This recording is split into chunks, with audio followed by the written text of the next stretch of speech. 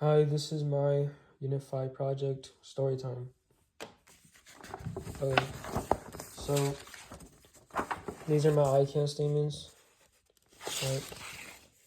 And so imagine standing in front of a bathtub and you throw a toy inside. What happens? You can see little waves spreading out from the thrown toy. So right here, you can see the toy. It's like a castle right there inside, and then there's waves up here. And now imagine a small boat on the water. As the waves move, the boat bobs up and down, but does not travel with the waves. This is because waves carry energy, and the water moves up and down in place, but the waves energy keep traveling forward. Okay, so a wave is also like a moving rope, and at one end, someone's shaking up and down, but the person is still. Waves do the same exact thing as they carry energy without carrying the matter, which is the person that's still along with them. Right. Okay, next page. So remember the cool waves made from that moving rope? Well, those waves are called transverse waves, which is a type of wave. So as you can see here, like this picture, all these types of waves, even if they might look different, all these are types of waves, even if they look different. And the upcoming slides will show how these waves look and work. Wondering what transverse waves are? Well, buckle up because we will talk about that next. Okay, so transverse waves are waves that move up and down while traveling forward, like when wiggling a rope and makes waves move across it. So right here you can see it, right? The red arrow is the movement of the hand and rope, and the movement energy is traveling across as you wiggle the rope.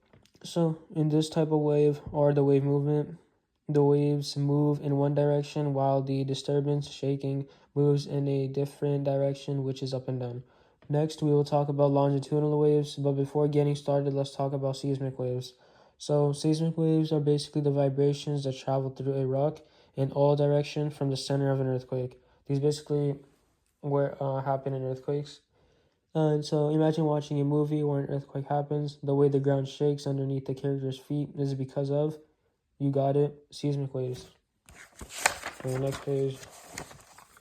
Hooray, you learned about the two waves so far. Now let's talk about what was it again? Aha, longitudinal waves. So these waves are waves that move in a back and forth direction, like a slinky when you push and pull it.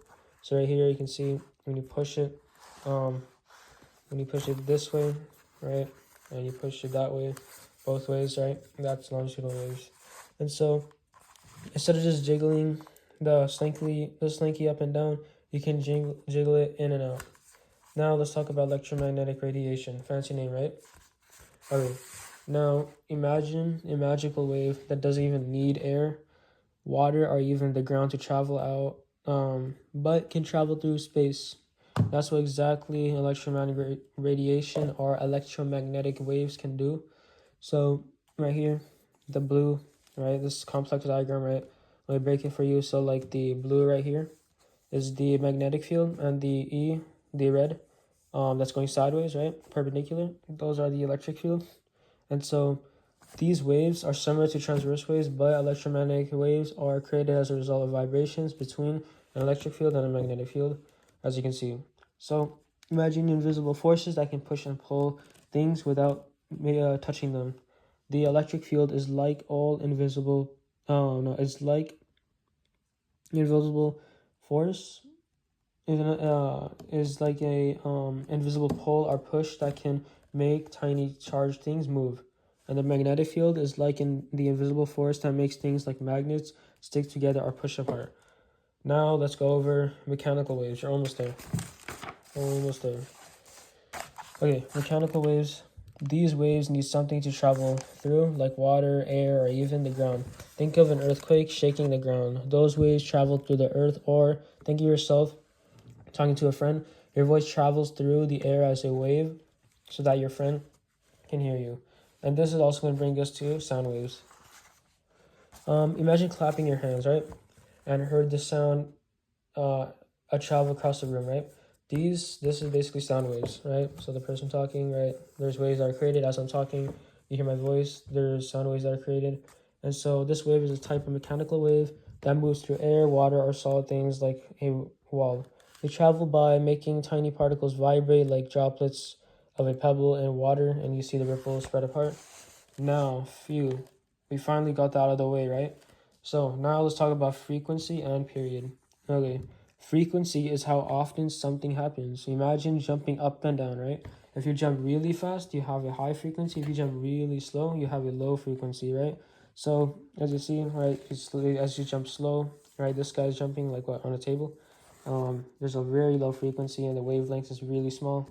We're gonna get to that topic next, but the frequency is really low here, and right here the frequency is really high when you jump really fast. And so now let's move on to period. So a period is how long it takes for one full wave to happen. So think of it like clapping your hands. Frequency and period are like best friends. Faster the wave, shorter the period, slower the wave, the longer the period. If you clap once, then wait. The time between claps is the period.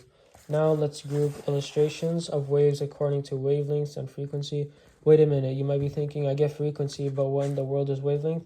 Well, looking at a wave, the wavelength is just the distance between two similar points.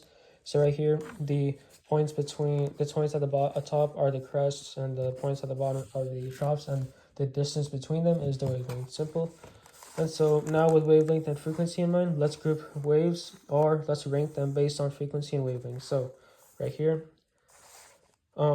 this wave, right, it has the lowest frequency, and then the bottom over here, it has the highest frequency. So we're gonna range it from lowest to highest. So right here, this frequency is low, highest, right, and the wavelength is gonna be high here, and the wavelength here is gonna be short, right? Because between this point of the wave and this point, the wavelength is short. This one right here is longer.